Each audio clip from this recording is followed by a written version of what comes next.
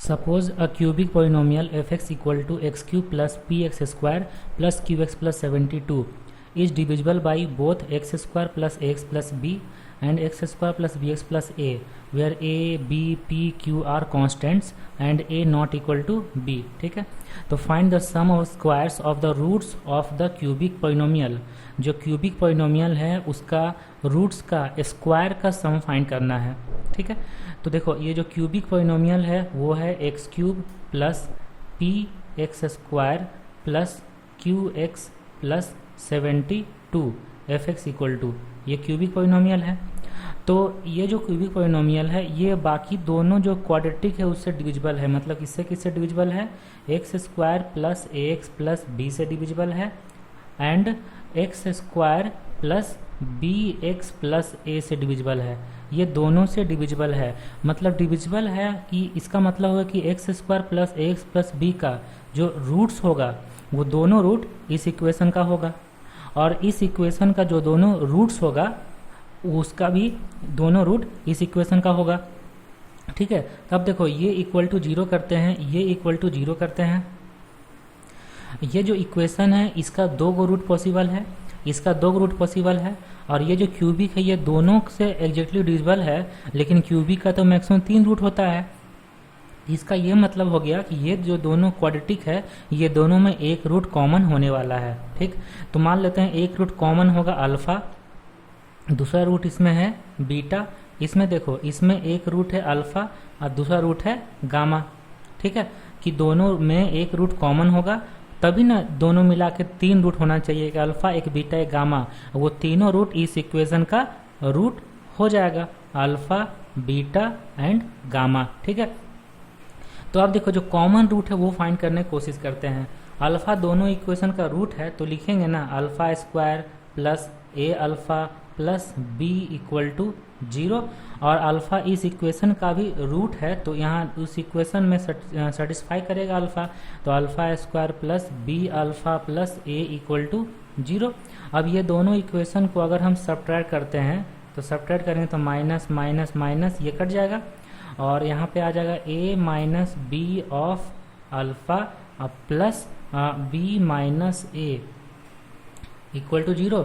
तो यहाँ से देखो a minus b of alpha equal to a minus b.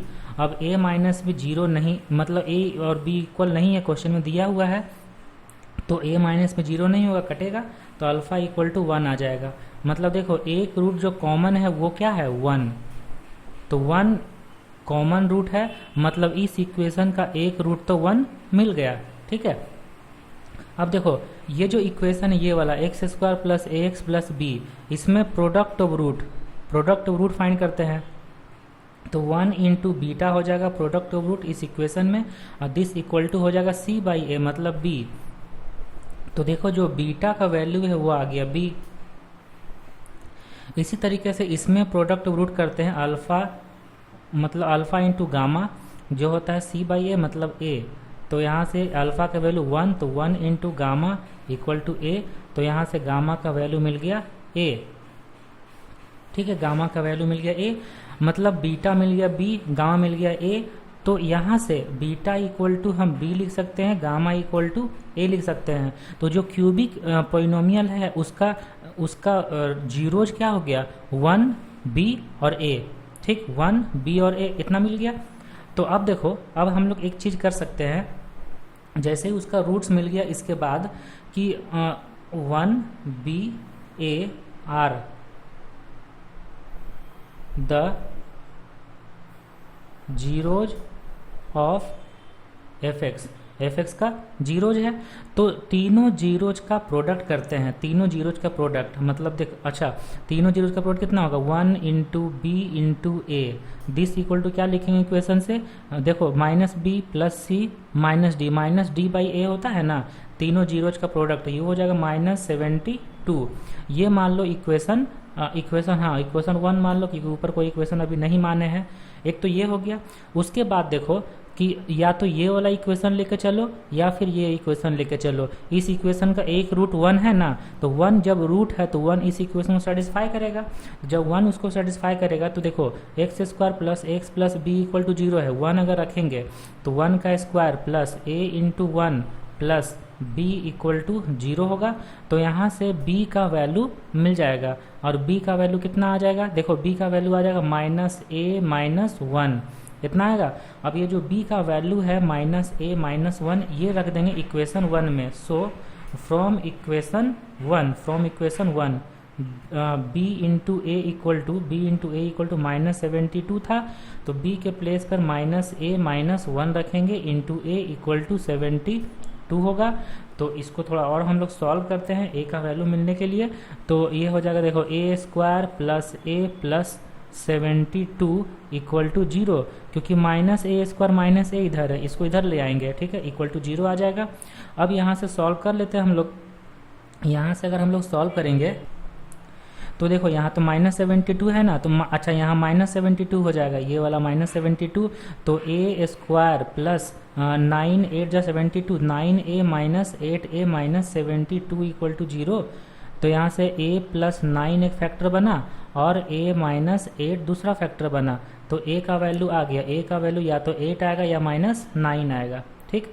अब देखो जब a का वैल्यू हम लोग 8 रखेंगे, जैसे देखो if a equal to 8 then b equal to कितना आ जाएगा, b का वैल्यू यहाँ रख दो, तो -8 -1 -9 आ जाएगा।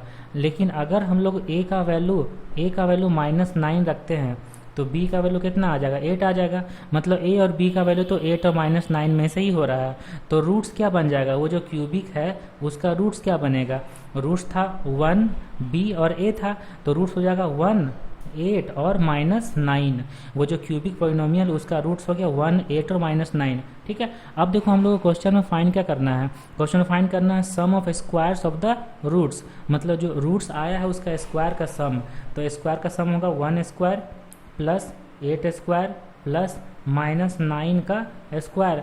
तो ये अब आ जाएगा 1 प्लस 64 प्लस 81, ठीक है।